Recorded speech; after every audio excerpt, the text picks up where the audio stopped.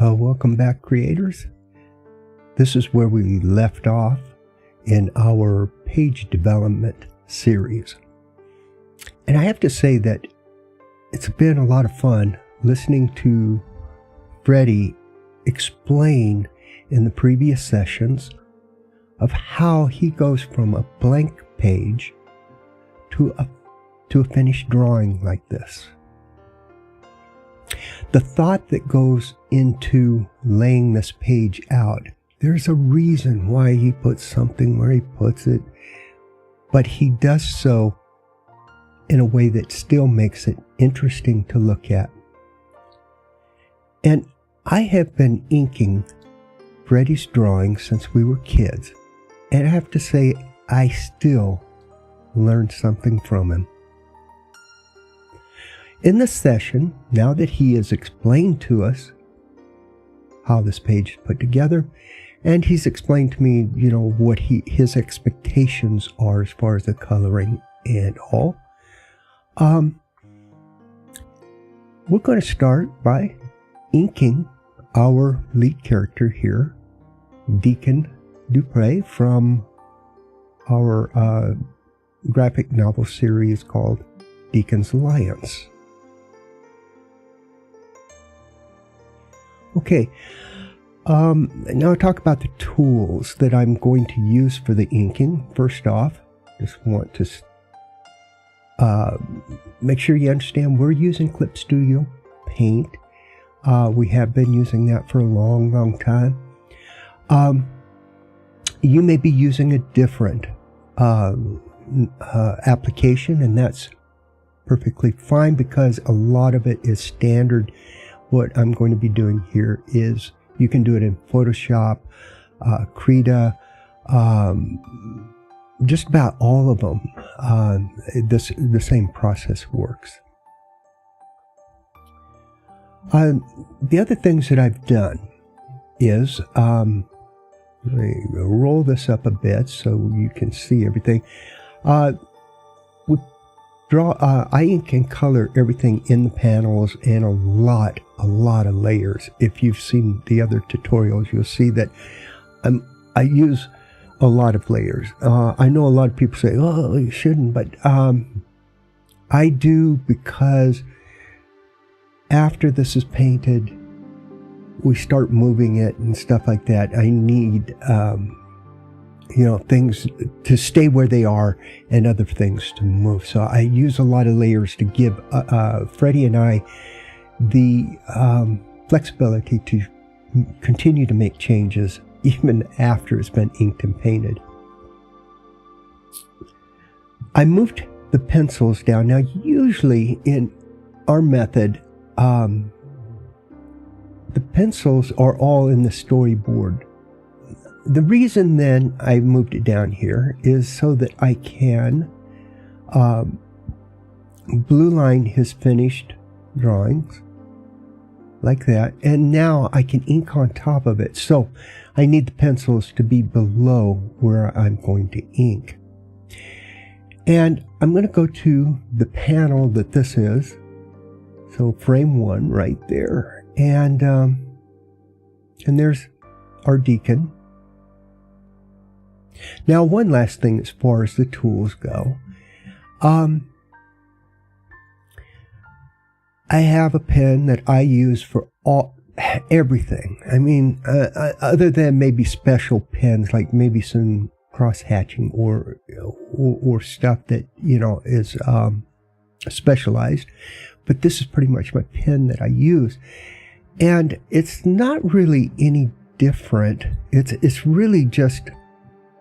I think one of the Clip Studio pens, I may have taken the G pen, but it doesn't matter what I took it from, because Clip Studio gives me the ability to modify it as much as I want.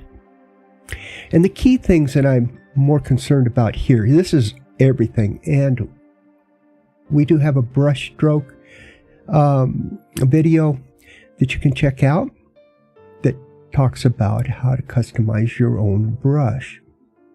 I'm just going to close this because I'm not going to go through all of this. everything that I'm concerned about for this brush is actually right here. I have no start or ending. I got that turned off because I want full control over the thickness of the ink via my pen. And so this is my settings for the pen. Pen pressure, and yes, a little bit of tilt. So if I tilt it, it does a little bit, but not much. Really, this is the one I'm most concerned about. And I have this adjusted to my pen and my tablet and how, and just me in particular. This is what you probably will want to adjust the most by pulling it down or up. It will, the pen, it's like, basically it's real slow to change, and then all of a sudden it changes, and I'll show you what I mean by that. Then the opacity, of course, 100%, but I do a lot of stabilization and post correction on this. And then I have a copy of this pen down here. Same pen, it's just a copy of it. And I up the post correction. Because if you overdo it, then, like if I want to find things like, find curves like this, it will average it out. And this whole thing will just kind of bow. And in some cases, that's what I want. And that's what this pen is for. This pen, I can do, I change it a lot. Whereas this one is fixed specifically for our graphic novels so that we have a consistency from page to page and book to book.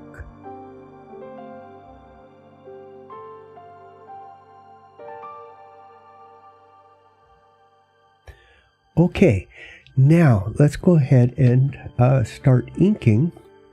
So I'm going to turn on this, just a layer right now. It just has normal settings. I got to make sure I have black ink.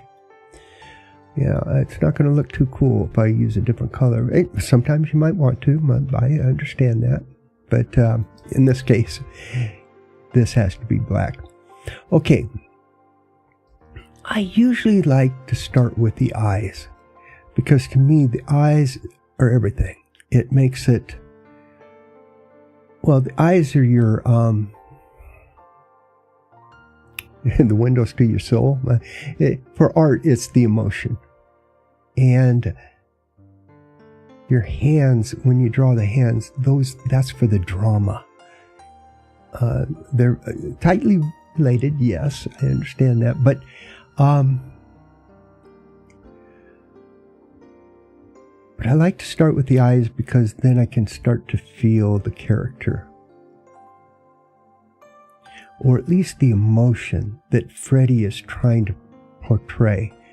If the eyes, I gotta get the eyes right, so because that's the story. It's the emotion. Art is an emotion, and it's the story. Okay.